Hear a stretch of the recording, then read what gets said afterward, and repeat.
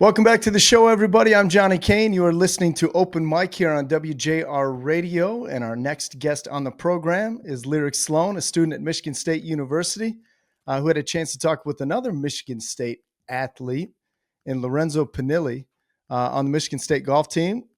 Lyric, good to have you back on the show. Yeah, it's always great to be back. This Lorenzo, I really, he's good. He's This really kid's good, huh? I mean, in the interview, he was telling me that he went through adversity because when he got to Michigan State, his freshman year, he kind of fell down to the bottom, especially having such a stellar senior year. And I mean, he's on the come up. I'm telling you, we got to watch out for this guy. That's what I'm saying. I think, there's a lot of us that play golf, mostly like weekend golfers that maybe listen to the show. And maybe at one point in time, you'd say, yeah, I'd like to play at professional golf at some point. And there are a lot of great collegiate players. And obviously, Lorenzo was a great prep player at Brother Rice before he got to East Lansing. But to your point, there is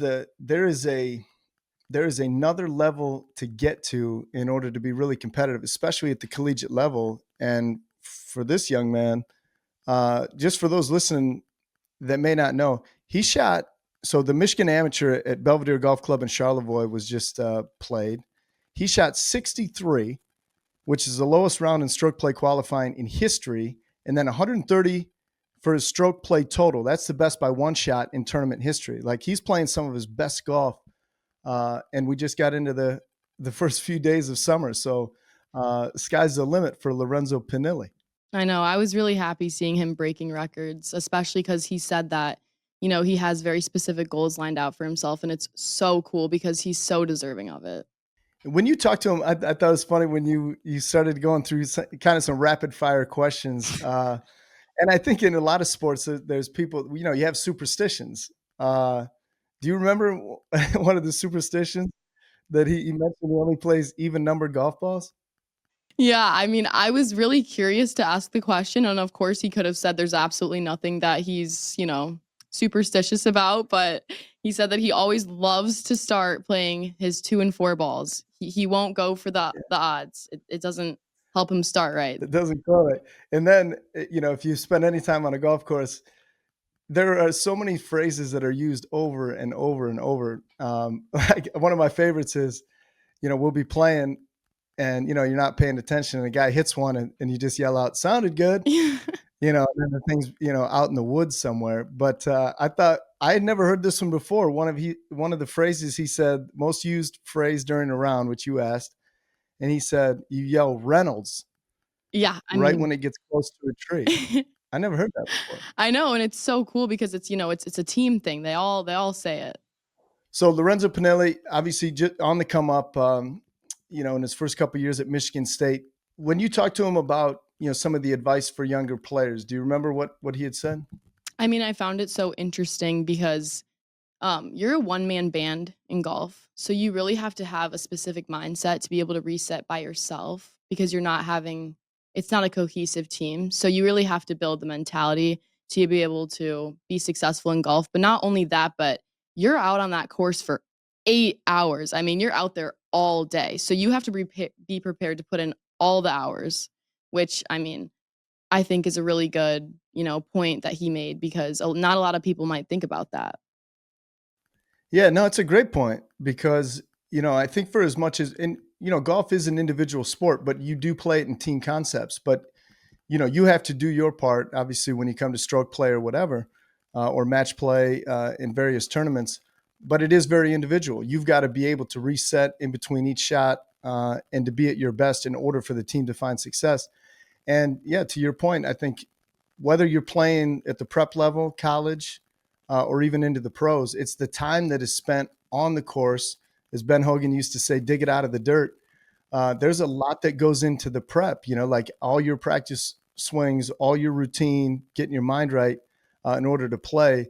And just with talking with Lorenzo, or listening to the interview you did, to have the wherewithal and the dedication at such a young age and to say, hey, I want to get to the next rung, I want to get to the next level and an opportunity to maybe play professional golf one day. We'll say, hey, we knew Lorenzo Pinelli back in the day, I you know, know? and I definitely can see him going places because, some guys, they're at the collegiate level and then their 2 seasons, they end and they're happy, but Lorenzo's putting in the hours in the summer too. I mean, he's not stopping whatsoever. He's entering in his own tournaments. He played a tournament with his coach, which I think is so cool because that means that he has a really good foundation with his coach.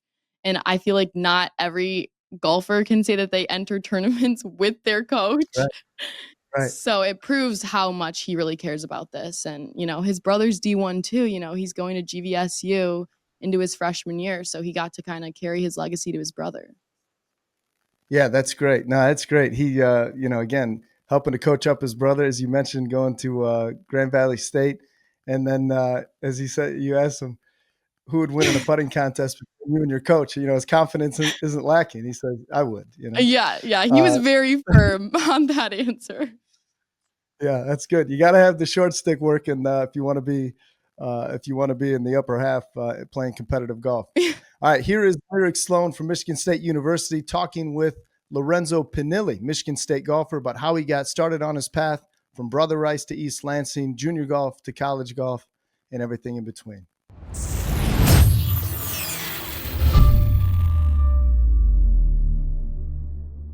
I'm with the one and only Lorenzo Pinelli. Thank you so much for being here today. Yeah, thank you for having me. All right, so I want to get into, of course, you have quite a different story. We're not going to necessarily go too much into detail, but obviously your parents came here to give you guys opportunity from the Philippines, right? Mm-hmm. And I mean, this must be such a special moment for you because not only are you able to produce the opportunities that your parents wanted to give you, but now you're here at Michigan State, a D1 school, and your brother's also committed to GVSU for golf as well. So what a cool moment this must be for you. When did you come to America? Were you born here? I was born here, first Okay, generation. cool. So Did your parents motivate you from an early age to use the opportunities that you could get? Like, were you naturally good at golf, or how did this come about? yeah, I mean, I don't remember starting, but I mean, there's always the stories that my dad give me. It's that I was just trying to like he was into golf, like he moved here, got into it, was in business and stuff, so he was into it, and he was watching it, and so I picked up like a sticks or something, trying to copy the TV, and he gave me clubs, and I was hitting balls, and so from there I just kind of So kept you were going. doing it right Yeah, away? I mean, I just kind of just came naturally, I guess you can say. Okay, so I mean, you went to Brother Rice High School, Hmm. and from those moments at Brother Rice, I know you won awards for your time there. Did you know that you could really have something special for golf? Yeah. I think when I was working a lot during COVID, just because there was no school, um, that's all I did, and just hung out with friends, played a bunch of tournaments, and so I started to really love it and see a future with it because I started playing good, and so I kind of just kept that, and I just took it and run it and ran, and so throughout high school, just doing my best, found some success, and then in college as well. I struggled a little bit though in college, freshman year, but I think we're back. But yeah. Like, what were the biggest struggles for you? Do you think it was just because you're entering a whole different level and it was kind of eye-opening for you? Yeah, it was definitely different. Like the competition is way more competitive, way harder to compete. You have a bad day in junior golf, you find yourself like middle pack, but if you have a bad day in college golf, everybody's so good that you're literally at the bottom. And so it was really tough for me to see that as a freshman, kind of coming off of a really successful senior year, seeing my name at the bottom and struggling. I just kind of mentally, I kind of lost my confidence. But do you think sophomore year Yeah. you're back on track? Sophomore year, I had a tough first semester, and I was just sick of it. And so, kind of in my mind, I was just like, all right, I just got to do something. And so, first tournament of the second season. So we have 2 seasons. Um, First tournament of the second season didn't play great, and then the second tournament of the season, I won it. So you kind of just go from zero to hero real quick, and then from there, I kind of just gained all my confidence back. And so from there, I just took it and I started playing solid. Yeah, and I would say, I mean, even though you might be a star your senior year and then you have to fall back down, it kind of gives you more motivation. If you're always winning, Yeah. like it's like a Tom Brady story. Tom Brady had to go through adversity to be the star that he was. So I think that, you're able to pick it back up and learn from everyone else around you. And obviously, you're surrounded by even more success because you're at a higher level, but then you can apply what they do and get better yourself. So Right. I think it's good to, have those tough moments because if you don't have those tough moments, success wouldn't be as sweet as it is today. And you're going to Exactly. get better and better as the years go on. So I have a question about your brother. Do you ever coach him, or were you guys both naturally good? I feel like more when we were younger, I was more like a competitive thing. He didn't want to lose to me, and so now he kind of saw my journey, going out being successful and then struggling and then kind of coming back. He kind of saw that, and he was in a little bit of a slump recently, so he's kind of asked for coaching recently. Kind of helped him as much as I can, like in the mental side and like the technical side of the golf swing, but just trying to help him. There's a statistic about golf. It says that it's 90% mental. Yeah. I think that every sport is mental in their own way, but how do you think that golf is more mental in a way than other sports? Yeah, I mean, you're kind of you're by yourself out there. No, you're not relying on anybody else, especially in college. Like you don't get a caddy, nobody's helping you besides your coaches. So you're gonna have some holes where the coaches are helping someone else and you're doing it alone. So at the end of the day, every single shot's on you, every single decision's on you, and so there's just a lot more pressure I feel like on yourself. Especially if you have high expectations, you want to perform the best, you want to hit the best shot every time. And if you struggle and you fail to see that, it's really hard on yourself because, like, again, everything is on you. And so I feel like confidence and belief in yourself is huge because even if you mess up, you can kind of be like, okay, yeah, I just messed up that one time. Let's get the next one. And being able to do that to yourself and have that high confidence is kind of key. Yeah, definitely. I mean, as you're saying, it's a one-man band when you're out on that course. It's not a football team and you have your O-line defending you. So I definitely agree, but I think it's good to have that mentality as an athlete to be able to reset and say, hey, this might be a bad one, but let's go get the next one. And I love that mentality of an athlete. Like, I think it's so powerful to be able to. Now I want to get into being at Michigan State. You're an athlete at Michigan State. Are other sports well taken care of than golf? Like, do you think that maybe football or basketball gets better perks then, or being a student athlete at Michigan State, everyone gets the same kind of? I mean, football and basketball definitely get it the best. Hockey as well. I mean, they have a really good facility. But I feel like golf's pretty good up there. Like Coach Luban does a great job at getting us what we need, getting us the most opportunities that we need, just like my parents have. So I'm lucky that they have that. But I know there are other sports that don't have it as good as we do. So I'm just grateful that we have it pretty good. Yeah, and when you're scheduling classes, do you get like first picks or how does that work? Yeah. So I think all athletes get priority like a week early, which is kind of nice. So I don't really have trouble with that. Yeah, that's so nice. Do you have someone scheduling your classes for you? Or Yeah, we all have our own advisors, or not our like every team has their advisor, and so Oh my I think we gosh. share an advisor with the basketball guys. That is so nice. Which is kind of sick because we get to see them a little bit. So I know that your parents came here to give you opportunity. And how are you working with like NIL deals? Do you get NIL deals? Do you get sponsorships? I mean, must be such a cool opportunity for you to, collaborate with people or Michigan State as is of itself, like taking that opportunity. I don't have anything individually. Mhm. I feel like in the golf world, it's really hard Yeah. to get that. I mean, you have to pretty much be like a top 50 guy and to get like really good deals. I'm sure you can get like your own side deals as well just by knowing through people, but I know that we have a team deal, which is really nice. That always helps. And then other than NIL, we have like a really good donor base, and so they take us out to play and they treat us well, and so they help out a little bit too. So what are you doing during off season? So now it's golf season for like everybody else. So everybody's Yeah. on their own, playing their own tournaments. And so that's summer. But our true off season's kind of like end of October and November to like February. So that's like the only time you really don't have anything. So other than that, you're playing golf either on your own or you're playing golf with a team. So it's kind of like an 8-month deal. Yeah. So it's really tiring, and which is kind of like it's kind of important to like get yourself like fine mentally, not to get burned out like that. But I mean, off season, you could say this is off season, but I'm still golfing, playing tournaments. And do you enjoy it? Yeah, I mean, I do. I mean, I'm outside just playing golf, and there's nothing wrong with that for me. So Yeah, I was gonna say, I mean, there's so many guys that love to just get on the course and you're doing it at a collegiate level, being able to compete for Michigan State. It's such a cool opportunity. Mhm. I mean, guys would like die to be able to be as good as you could be at T1 golf. Um, do you have like any on-course superstitions that you do, any rituals that you practice, anything that Oh. you're kind of weary of? um, As of recently, I've kind of got into it a little bit. Like Okay, it so honestly, I didn't care, but so I only play like even number balls. okay. So a box of balls that I get comes in 1, 2, 3, and 4. So I only play the 2s and 4s. Is there a reason for that? I don't. I just like You just feel like I it just hits feel better? like no. I mean, I start off the round with a 2 or 4, right? And I've kind of paid attention because I've played like odd before, Mhm. and I just feel like I start better and I just play better. And then as soon as like that ball gets like scuffed, I switch it out. I remember one time I switched it out with an odd number. I made a bogey. So Mm-mm. no, right back to even. So I did mean, that. if it Yeah. works, it works. Yeah, I mean, if it- Maybe yeah. it's in your head, but if you're It- hitting better, it might be in my head, but- Yeah. So I guess we're sticking with it, I guess. Now I'm just gonna play a little game. I'm just gonna give you like little prompts. You're just gonna rapid fire your answers. Okay, what's your favorite club in the bag? Putter, All right, go to pre-round meal. eggs. Oh, it's so valid. That's pretty good. Dream golf course. Oh God, Cypress Point. Mm. What's your favorite? You've My ever played? favorite I've ever played. I'm gonna say Portrush, Mm. Royal Portrush in Ireland. Would you rather walk or ride? It really depends.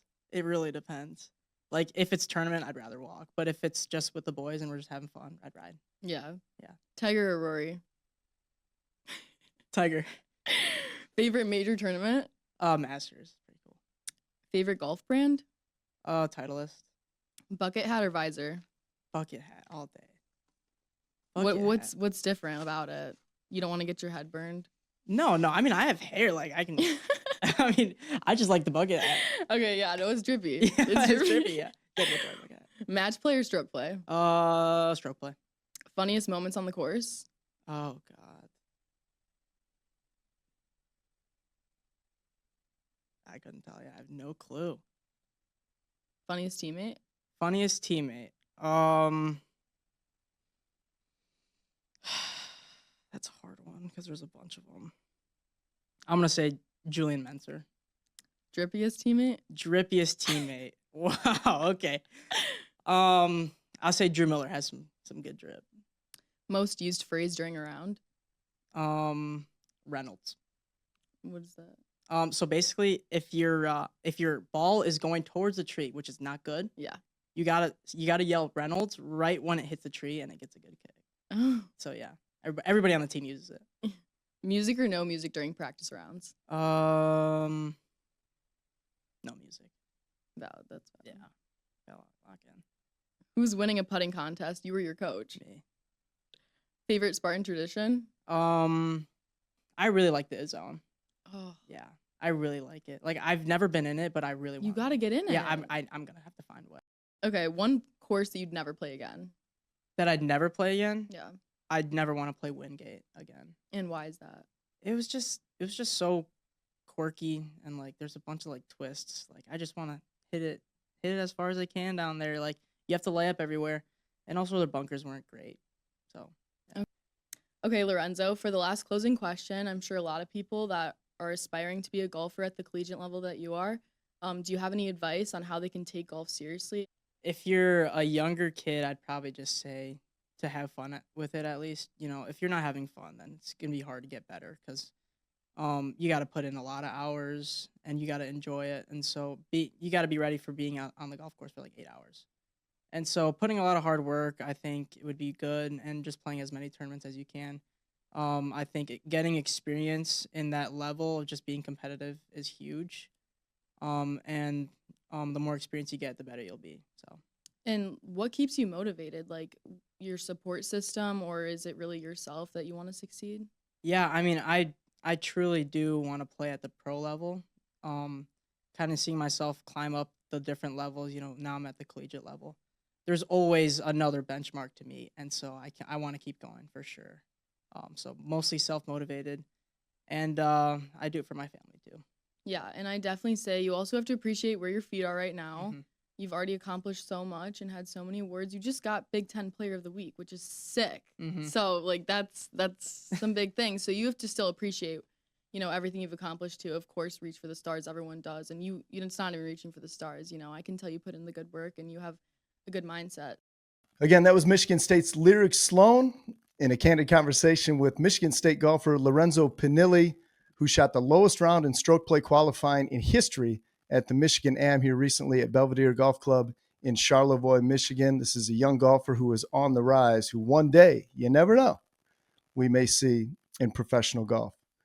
When we come back, we'll catch up with Gavin Velesevic, who caught up with Madison Packer, women's professional hockey player, one of the best of her generation. That's coming up. What she's doing now that her playing days are done, being an advocate for women's professional hockey. That's coming up here on Open Mic.